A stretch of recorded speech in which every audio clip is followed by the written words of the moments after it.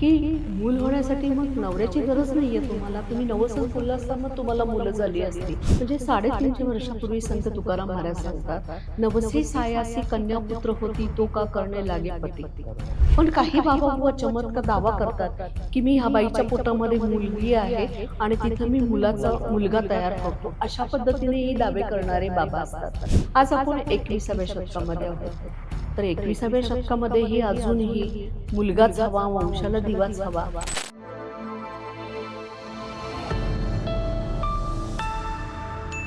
पण आता मगाशी तुम्ही एक उल्लेख केला, की वंशाला दिवा. म्हणजे मूल होणं ही स्त्रीसाठी एक मोठी गोष्ट असते. पण याप्रमाणे खूप अंधश्रद्धा केल्या जातात. म्हणजे अ, आता घराच्या प्रकरणात 9-9 लाखाला मधाची बाटली विकली गेली आहे, हं, प्रकार झाले. पण मग अशा अंधश्रद्धा ज्यामुळे महिलांना एक हे होतं, की आम्हाला मूल पाहिजे. ही मानसिकता कुठेतरी बदलली गेली पाहिजे का नाही? हो. म्हणजे अजूनही आज समाजामध्ये बघितलं आपण, की वंशाला मुलगाच हवाय. हो. मग मूल होत नसेल तरी बाई बाबाकडे जाते आणि नवस बोलतात, देवाला नवस हो, हो, बोलतात हो. आणि अशा पद्धतीने मग तिथं त्यांचं शोषण होतं. म्हणजे 350 वर्षापूर्वी संत तुकाराम महाराज सांगतात, "नवसी सायासी कन्या पुत्र होती, तो का करणे लागे पती." बरोबर.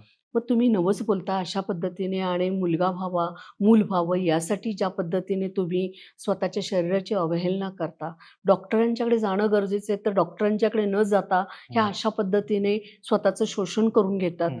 तर त्याच्यामुळे आपण असं हे करायला पाहिजे, की 350 वर्षापूर्वी जे तुकाराम महाराज सांगतात, ते आपण लक्षात घ्यायला पाहिजे, की मूल होण्यासाठी मग नवऱ्याची गरज नाहीये तुम्हाला. तुम्ही नवसच बोलला असता, मग तुम्हाला मुलं झाली असती. अशा पद्धतीचा प्रहार ते 350 वर्षापूर्वी करतो.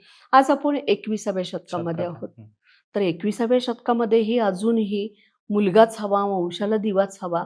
आपण जर का क्रोमोझोम्सचं जर का बघितलं, हं. तर क्रोमोझोम्स लोकांना कळत नाहीत. ग्रामीण भागातल्या महिलांना तर बिलकुल त्याच्याविषयी समज हो, नाहीये. हो. त्याबाबतची जागृती होणं फार गरजेचं आहे, हं. की क्रोमोझोम्स असतात, XY क्रोमोझोम्स.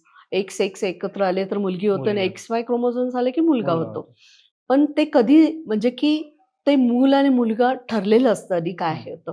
पण काही बाबा-बुवा चमत्कार दावा करतात, की मी ह्या बाईच्या पोटामध्ये मुलगी आहे आणि तिथं मी मुलगा मुलगा होतो. तयार करतो. अशा पद्धतीनेही दावे करणारे बाबा असतात. आणि मग बाईला म्हणजे की मुलीच झाल्या, मग मला घरातून काही व्हॅल्यू दिली जात नाही. वंशाला मुलगा असला तर मला कुठे समाजामध्ये आणि माझ्या घरामध्ये स्थान मिळू शकतं. मग ह्या अंधश्रद्धेमध्ये त्या बाया पडतात.